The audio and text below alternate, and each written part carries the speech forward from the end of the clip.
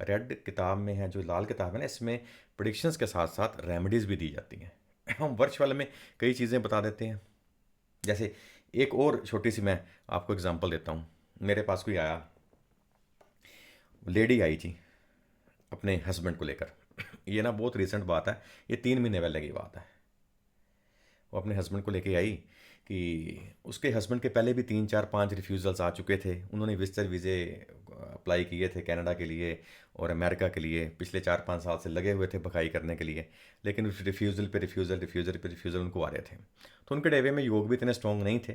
चलो, पर फिर भी लाल किताब ये नहीं कहती कि आपके डेवे में कितने स्ट्रॉन्ग योग हैं, नहीं हैं, तो भी हम कोशिश ज़रूर करते हैं, डेफिनेट कोशिश करते हैं, और 10 में से 8 बार उन कोशिशों में कामयाब भी हो जाते हैं। तो रेड बुक की ये खूबसूरती है। वो मेरे पास आई, बोलती कि मेरे हस्बैंड का, हम एजेंट के पास जाना था, आपका किसी ने बताया था। तो मैं आपके पास सेवा दिखाने बड़ी एक आस से आई हूँ कि आप ना इनको जैसे मर्जी करके 6 7 रिफ्यूज़ल आ चुके हैं, अब इनका वीज़ा लग जाए। अब हमने न्यूजीलैंड के लिए लगाया है वर्क परमिट पर, हमारा वर्क परमिट लग जाए। जैसे मर्जी करके आप लगा दो, कोई भी उपाय करा दो, जितने मर्जी पैसे ले लो, पर हमारा ये काम आप कर दो। जैसे टेवा खुलता है, मैंने टेवे में सिंपल सा देखा, जो कि हम नॉर्मल टेवे में सब कुछ तो वैसे देखते ही हैं, और वर्चुअल बहुत इंपॉर्टेंट पार्ट है रेड बुक एस्ट्रोलॉजी का। उसमें उसका राहु, बुध, ये काफ़ी डैमेज थे, बुरी तरह से काफ़ी डैमेज थे, और बृहस्पति भी कुछ बैड कंडीशन में था, जिसकी वजह से बदनामी भी मिलती है। मैंने कहा बाहर जाने की बातें मत करो, मुझे तो अंदर जाने के आसार नज़र आ रहे हैं। अगर अंदर नहीं गया, जेल के अंदर नहीं गया, तो हॉस्पिटल के अंदर जाएगा। दोनों में से एक जगह के आसार हैं। आप कह रहे हो कि हमने न्यूजीलैंड जाना है, हमारा वीज़ा लगा दो। मैं उपाय वो करवाना चाहता हूँ ताकि ये जेल और हॉस्पिटल से बचे। अब आप बताओ कि मुझे क्या करवाना चाहिए। उन्होंने कहा कि जेल और इन चीज़ों की बातें छोड़ो, आप हमें रेमेडीज़ लिख के दो ताकि हम बाहर फ्लाई कर सकें। चलो, अब कस्टमर ही जिद पे अड़ जाए कि जेल यात्रा वाला, वैसे तो कहते हैं हम बड़े शरीफ आदमी हैं, हम ऐसा कोई काम नहीं करते, तो जेल यात्रा वाली तो बात आप भूल जाओ, हम शरीफ लोग हैं, ऐसा सोच भी नहीं सकते।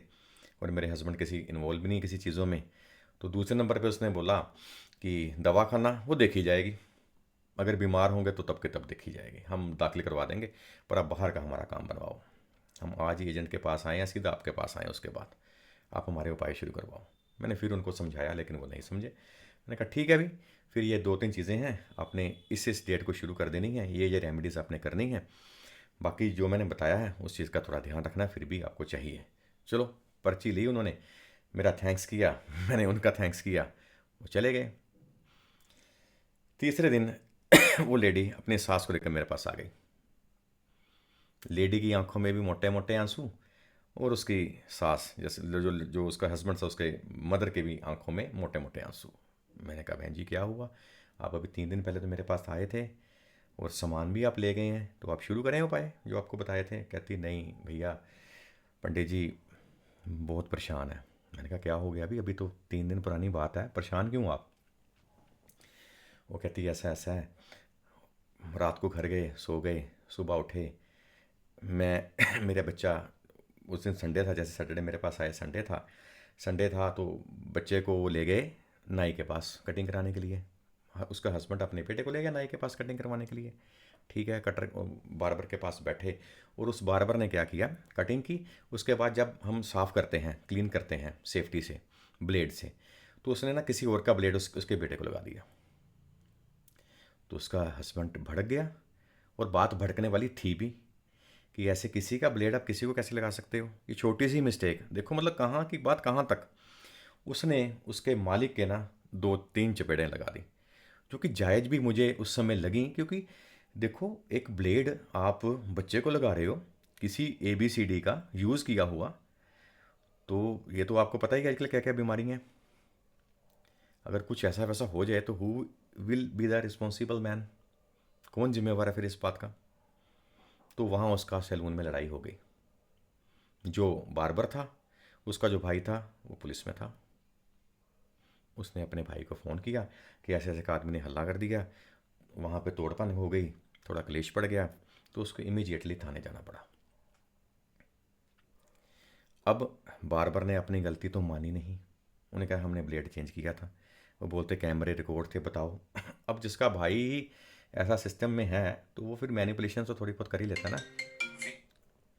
ऐसे मैनिपुलेशन तो थोड़ी फिर हो ही जाती हैं। तो पहुंच गया जेल और उसने कहा कि आप इन्होंने स्टाफ मेंबर को मारा है, इसके खिलाफ हम एफआईआर करते हैं। शीशे तोड़े हैं, स्टाफ मेंबर्स को मारा है, ये किया है, वहाँ वे ये फलाना किया है, ढिमकाना किया है। तो उस चक्कर में उसके अगेंस्ट एफआईआर हो गई। अब कहते हैं वो बचाओ हमें, ये तो चक्कर बहुत लंबा चौड़ा पड़ गया। तो फिर मैंने कुछ रेमेडीज़ बताई, चलो उनका बाद में settlement with the police with that barber हो गई। गलती इसमें उसके हस्बैंड की 0% थी, पर फिर भी वो चक्कर में पड़ गया। और मैंने बोला कि ये तो अभी शुरुआत थी इस ईयर की, अभी तो ऐसे छोटे छोटे इंसिडेंट्स कई होने की संभावना है during the year, during the वर्षल। इसलिए आप अपनी, फिर उन्होंने कहा बाहर का हम बाद में देखेंगे, पहले आप हमें रेमेडीज़ करवाओ कि कोई भी हॉस्पिटल या कोई भी जेल खाना या कोई भी दवा खाना या पागल खाना, डिप्रेशन, इन चीज़ों से हम बच पाएँ। तो ऐसे ही दोस्तों, लाल किताब के बड़े एक प्यारे प्यारे अनुभव हैं जो मैं एपिसोड्स में लाल किताब के डिफरेंट डिफरेंट सीजन्स में आपके साथ डिस्कस करता रहूँगा। इसमें देखिए होता क्या है, फिर भी आप कहोगे कि कितनी बातें बताई हैं, कुछ हमें ज्ञान भी मिले। जो लाल किताब सीखने की क्यूरियोसिटी है जिनको, उनको कुछ ज्ञान भी मिलना चाहिए। इसमें सिंपल सा था कि बृहस्पति 6, 7, 10 में आ जाए, राहु 1, 5, 7, 8, 11, 12 में आ जाए, और बुध 3, 8, 9, 12 में आ जाए। ये उन दर्शकों के लिए है जो पंडित हैं, जो लाल किताब की प्रैक्टिस कर रहे हैं या लाल किताब सीख रहे हैं या सीखने के इच्छुक हैं, तो उनको हेल्प मिलेगी। नॉर्मली बोला जाता है कि राहु और बुध, पर नहीं, इसमें बृहस्पति की इन्वॉल्वमेंट भी जरूर चाहिए। उस वर्ष बृहस्पति अगर खराब नहीं आएगा तो फिर ये घटना इतनी लंबी चौड़ी नहीं हो पाएगी। घटना तभी लंबी चौड़ी होगी जब अगर बृहस्पति भी खराब होगा। ये तो बृहस्पति बचा लेगा, ठीक। तो बृहस्पति इन भावों में आ जाए, राहु इन भावों में आ जाए और बुध इन भावों में आ जाए, तो क्या होता है फिर, थाना कचहरी, हॉस्पिटल, पागलखाना, जेल खाना, वीराना, ये सब चीज़ें किसी न किसी लेवल पर जैसे जैसे कुंडली में स्टार्स हैं फिर हैपन होती रहती हैं। तो उनकी रेमेडीज़ हैं, वो फिर हम प्रोफेशनली बताते हैं कि because I am a professional astrologer, कुछ रेमेडीज़ हैं फिर वो करवाई जाती हैं। उसमें कुछ दबाने वाली रेमेडीज़ हैं, कुछ जल प्रवाह वाली भी रेमेडीज़ हैं, और कुछ रेमेडीज़ ऐसी हैं कि जो घर में बैठ के ही हो जानी है। बंदा घर में बैठा है फिर भी उसकी रेमेडी हो रही है। तो ये बड़ी हेल्पफुल रेमेडीज़ होती हैं। कहते ना सूली दा कंडा बन जाता है, जो पंजाबी में गल करिए तो वाकई सूली दा कंडा बन जाता है कि जिथे 100% समस्या आनी होवे ओनली 5% में निपट जाती है। कहाँ आपकी बाजू टूटनी है, कहाँ एक हल्की सी खरोंच आई तो आपका काम हो गया। इसमें बहुत सी रेमेडीज़ हम सजेस्ट करते हैं, छोटी छोटी रेमेडीज़, जिससे काफ़ी ज़्यादा बचाव हो जाता है।